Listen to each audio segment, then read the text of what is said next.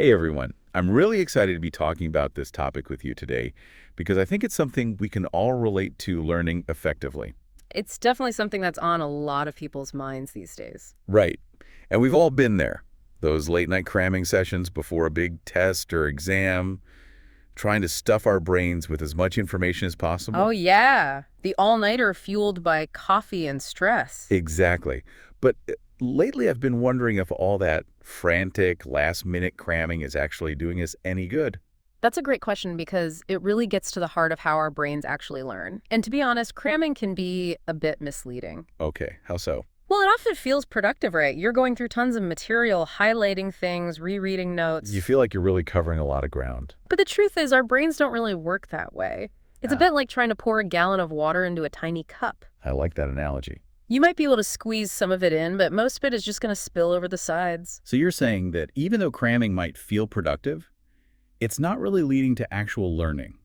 Exactly. It's more about short-term memory than true long-term understanding. So what's actually happening in our brains when we try to cram all this information in at the last minute? When we cram, we're primarily engaging our short-term memory. It's like a temporary holding space for information. Ah, so it's like that little notepad on our desk. We jot things down quickly, but it's not meant for long-term storage. Precisely. Hmm. And there's this concept in cognitive psychology called the forgetting curve. It essentially shows that we forget information rapidly unless we actively work to retain it. That sounds a little intimidating. So basically all that information we try to cram in is just sitting in this short-term memory waiting to be forgotten. Pretty much. Hmm. And the forgetting curve shows just how quickly that happens. Unless we take steps to move that information into long-term memory, it's gone. Okay, so if cramming isn't the answer, what can we do to combat this forgetting curve and actually retain information for the long haul? How do we make it stick? The key is to understand that learning is really about building strong, lasting connections in our brains. And that takes time and a more strategic approach. So instead of cramming, it's about finding a more effective way to learn. Exactly. We need to shift our focus from short-term memory to long-term memory. And one of the most effective ways to do that is through something called spaced learning. Spaced learning, that sounds interesting. It is.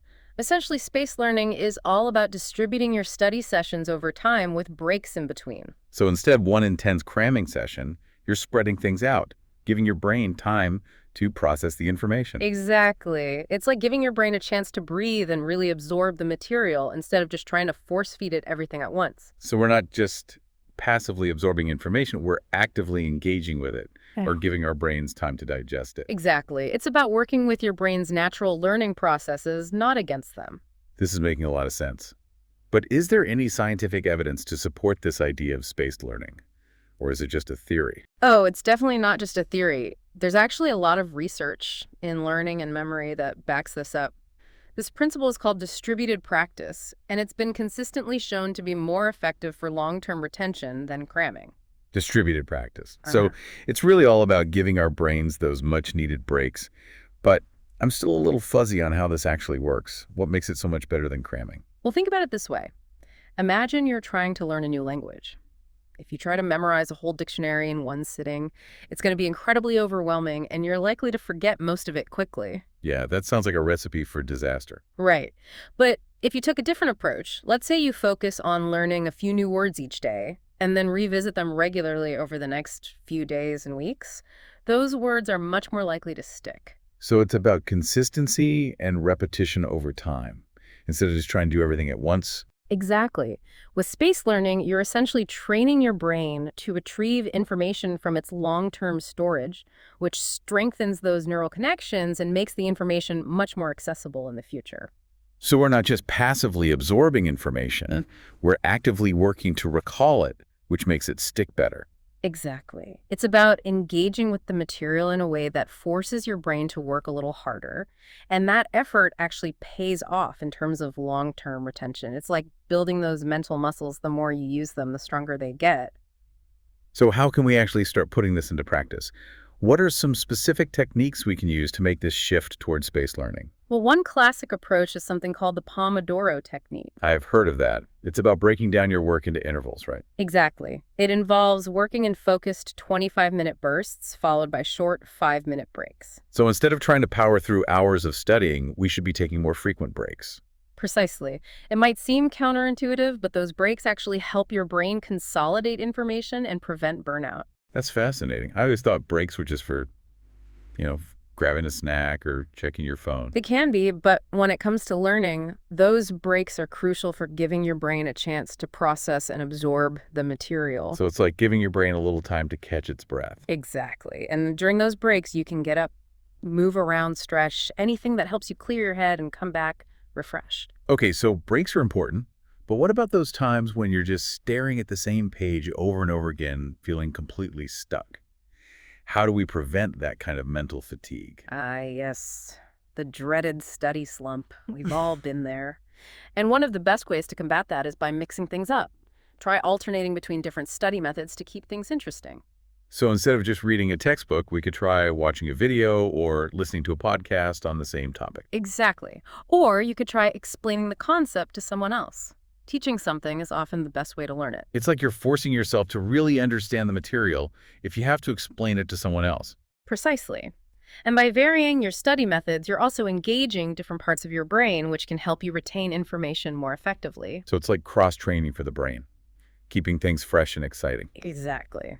Now, another powerful technique for spaced learning is called spaced repetition. Spaced repetition. Oh. That sounds intriguing. Tell me more. It's all about reviewing material at increasing intervals. So instead of just cramming everything in right before a test, you spread out your review sessions over time. Okay, so give me an example. How would that work in practice? Let's say you're learning a new vocabulary word. You would review it shortly after learning it, then again the next day, then a few days later, and so on.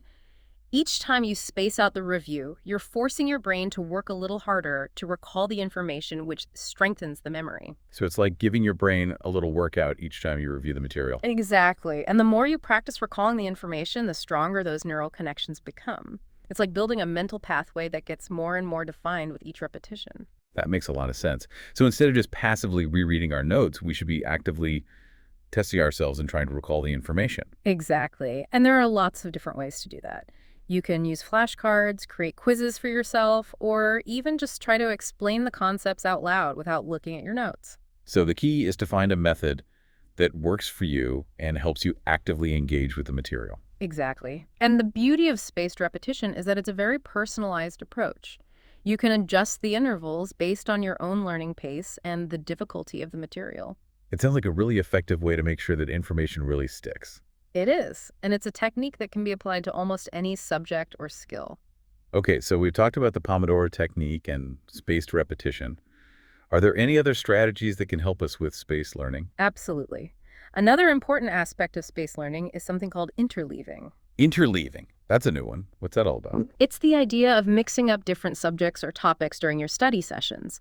Instead of focusing on one thing for hours on end, you switch between different subjects at regular intervals. So like instead of spending 3 hours studying math, I might spend an hour on math, an hour on history, and an hour on science. Exactly. Yeah. That's the idea. And it might seem like that would make things more confusing, but research has actually shown that interleaving can significantly improve learning and retention. Really? Why is that? Well, when you switch between different subjects, you're forcing your brain to work a little harder to retrieve the information. It's like giving your brain a little mental workout each time you switch gears. Precisely. And by constantly challenging your brain to recall information from different contexts, you're strengthening those neural connections and making the information more accessible. So it's like creating a more diverse and interconnected web of knowledge in our brains. Exactly. And interleaving can also help you see the connections between different subjects more clearly. That's interesting. So it's not just about memorizing isolated facts. It's about understanding how those facts relate to each other and to the bigger picture. Precisely. And that's where real learning happens, when we can start to see those connections and apply our knowledge to new situations. It sounds like interleaving is a really powerful technique for making connections and seeing the bigger picture. It is. And it's something that can be applied to all sorts of learning, whether you're studying for an exam, trying to learn a new language, or even just trying to remember where you parked your car. Okay, so we've talked about the Pomodoro technique, spaced repetition, and interleaving. Are there any other tips or strategies you can share for making spaced learning more effective? One thing I would emphasize is the importance of active recall. It's not enough to just passively read or listen to information. You need to actively engage with it and try to retrieve it from memory. So instead of just rereading our notes over and over again, we should be actively testing ourselves and trying to recall the information without looking. Exactly. And there are lots of different ways to do that. You can use flashcards, create quizzes for yourself, or even just try to explain the concepts out loud to someone else. The key is to make it active, Yeah, not passive. exactly. And the more you practice active recall, the stronger those neural connections become, and the better you'll be able to remember the information in the long run. This is all making so much sense. I'm starting to realize that I've been approaching learning all wrong for years. Well, don't be too hard on yourself. Most of us were never really taught how to learn effectively.